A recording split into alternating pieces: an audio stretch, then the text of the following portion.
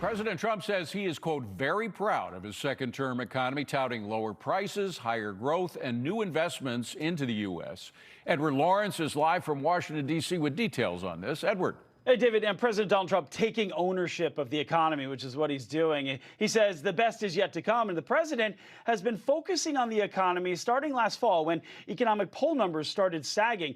President Trump making the point the last administration left him with a mess. He has moved inflation down from the peak of 9.1% under President Joe Biden, but there's still some challenges his administration faces. Since Inauguration Day, for example, the manufacturing has lost 63,000 jobs, but construction has gained 17,000 jobs.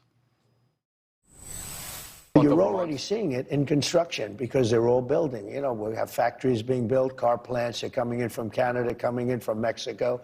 They're leaving Germany, Japan. They're all coming into the United States. And you're seeing it in your construction numbers. And, you know, the plant, we have to build them.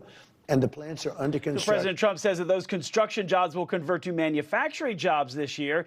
This is part of the reason Treasury Secretary Scott Bessent believes the economy is now set up for Main Street. Now, one missing part, interest rate cuts. The Fed Chairman Jerome Powell only has 2 meetings left. The markets think that we'll see a pause in rates, but the experts say Powell might push a cut on his way out. The inflation numbers are coming way down. We've got them also at 2% right now. You've got a Goldilocks situation here for the broader economy with the economic growth accelerating, earnings growth accelerating, valuations cheap, and the Fed cutting. So that sets up what President Trump has been saying, that Americans will feel their life becoming more affordable in 2026. Back to you, David. That would be nice. Edward Lawrence, good stuff. Thank you very much. Appreciate it. And the Dow, by the way, keeping its 50,000 level, closing at another all-time high today.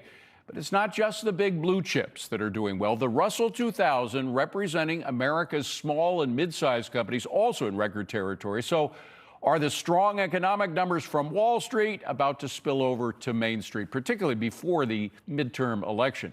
Joining me now is Douglas Holtz-Eakin, American Action Forum president and former CBO director, and Tim Doescher, Unleash Prosperity Executive Director. Gentlemen, great to see you. Doug, first to you. Scott Bessent mentioned the Russell 2000 and the extreme importance of that doing so well beyond just the Dow. I want to play that and get your reaction. Roll it.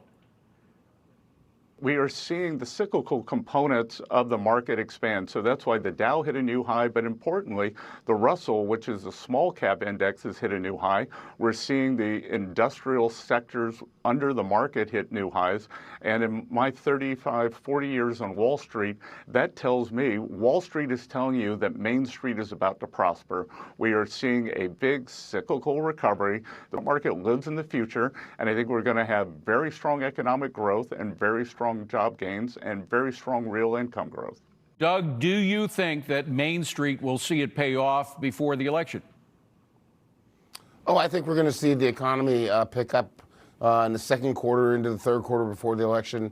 I think most forecasters expect that. You've got the cash flows coming out of the One Big Beautiful Bill, coming in through the refund season. We've seen an extraordinary investment boom related largely to AI, data centers, electricity generation. So you've got some real strong cyclical components on the household and the business side. Those should spill over to Main Street very quickly. All right. And Tim, this week we're going to see a couple of real important data points. We get the jobs report. It usually comes out on a Friday because of the shutdown. It's coming out on Wednesday. And then on Friday, we get that CPI report from the Labor Department. What are you expecting? Well, look, I think that President Trump's policies are going to continue to aid in this incredible recovery that we're seeing since we reached that peak of, 9.2% inflation in 2022, David. I mean, we are reeling from that. And I think that what you're seeing here with the incredible One Big Beautiful Bill, where you're seeing CapEx explode, you're seeing the stock market now worth $70 trillion. That blows every other country combined out of the water. We have the wind at our backs here, David, and I think you're going to continue to see that. Now, look, we have to continue to worry about, being fiscally healthy. You saw the deficit come down for the first quarter of the fiscal year now, down 20%. That's exactly what we need to see. And thanks to President Trump's policy, those increased tax revenues, David, we're seeing it. But there is that affordability question, Doug, and it's in several areas. You got it in healthcare, and you have it in housing in particular.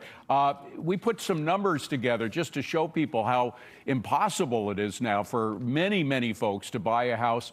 The median household income has gone from $81,000 a year. That's the median household income in 2019, up to $106,000 a year. That's a 31% increase. But look at what's happened in monthly payments on housing.